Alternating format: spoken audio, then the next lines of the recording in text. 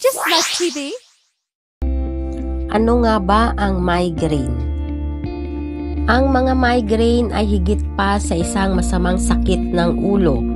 Para sa maraming tao na nagdurusa sa kanila, nakakapanghina sila. Maari kang i-hold up sa kama ng ilang araw. Desperado para sa ilang uri ng kaginhawaan mula sa walang humpay na pagpintig sa iyong ulo, leeg o mukha. Ang migraine ay isa sa mga pinaka-karaniwang uri ng pananakit ng ulo. Ang mga ito ay isang sakit sa neurological na nagdudulot ng iba't ibang sintomas, lalo na ang mga pagpintig, pumipintig na sakit ng ulo sa isang bahagi ng ulo. Madalas na lumalala ang mga ito sa pisikal na aktibidad gaya ng ilaw, tunog at amoy at maaaring tumagal kahit saan mula sa ilang oras hanggang ilang araw. May ilang uri din ito tulad ng chronic migraine na pabalik-balik ng higit 15 na araw kada buwan at hemiplegic migraine na may mga sintomas na maihahalin tulad sa mga sintomas ng stroke.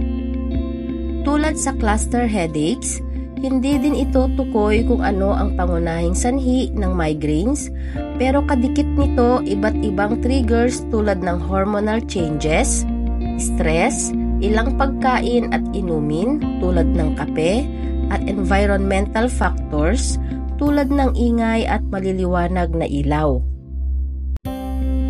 Ang eksaktong dahilan ng migraine ay hindi alam, ngunit ang pananaliksik ay nagmumungkahi na ang mga ito ay maaring sanhi kapag ang mga neuron ng isang tao o nerve sa utak ay tumigil sa paggana ng maayos at nakakaapekto sa kung paano kinokontrol ng nerve system ang sakit sa katawan.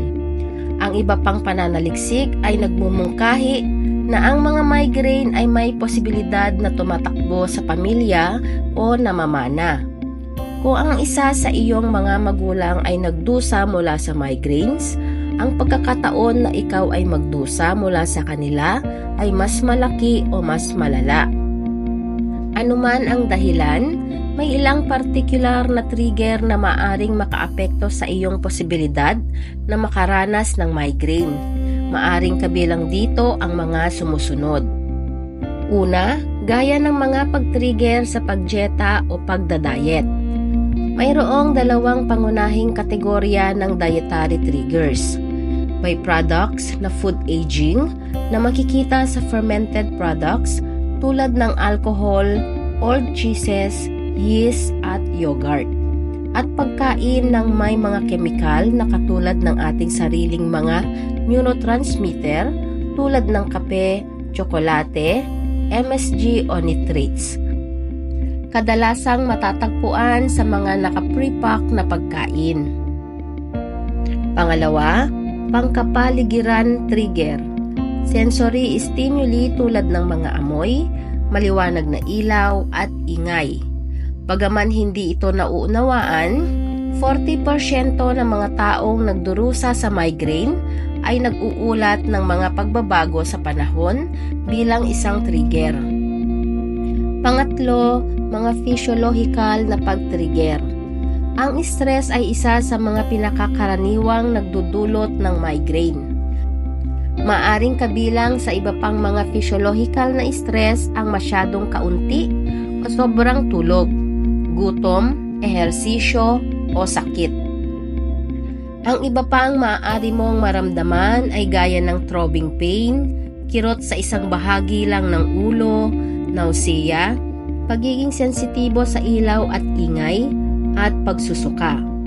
Tulad sa tension headaches, makakatulong din ang pag-inom ng mga pain relievers kontra sa migraine. Kapag ito ay hindi umepekto o hindi nawala ng kirot, mabuting magpatingin o kumonsulta na sa iyong doktor. Paano ginagamot ang migraine? Ang paggamot para sa migraine ay karaniwang nakadepende sa kalubhaan ng iyong karanasan. Malamang payuhan ka ng iyong doktor na suriin ang iyong mga pag-trigger at iwasan ang mga ito hanggat maaari. Maaari rin silang magreseta ng gamot sa pananakit. Ang ilang gamot sa pananakit ay nagbibigay ng lunas mula sa mga sintomas ng migraine tulad ng pagduduwal o pagsusuka. Seta ay pang-iwas na iniinom mo gaya ng pain reliever upang mabawasan ang bilang at kalubhaan ng iyong mga migraine. Tandaan na dapat nang magpatingin sa doktor kapag ang sakit ng ulo ay may kasamang ibang sintomas tulad ng mga sumusunod: drowsiness o pagiging antukin, fever, pagsusuka, pamamanhid ng mukha, panghihina lalo na sa mga braso at mga paa, pagkalito, o apektado ng senses tulad ng kawalan ng panlasa o pangamoy. Para sa nakararanas ng mild to moderate na level ng pananakit ng ulo, makakatulong ang pag-inom ng gamot. Banatan ang sakit ng ulo gamit ang paracetamol. Pabibili ang paracetamol sa leading drugstore nationwide. Tandaan, laging alagaan ang ating mga katawan para sa ating sarili at para sa ating pamilya. If symptoms persist, consult your doctor. Stay healthy. Just like TV.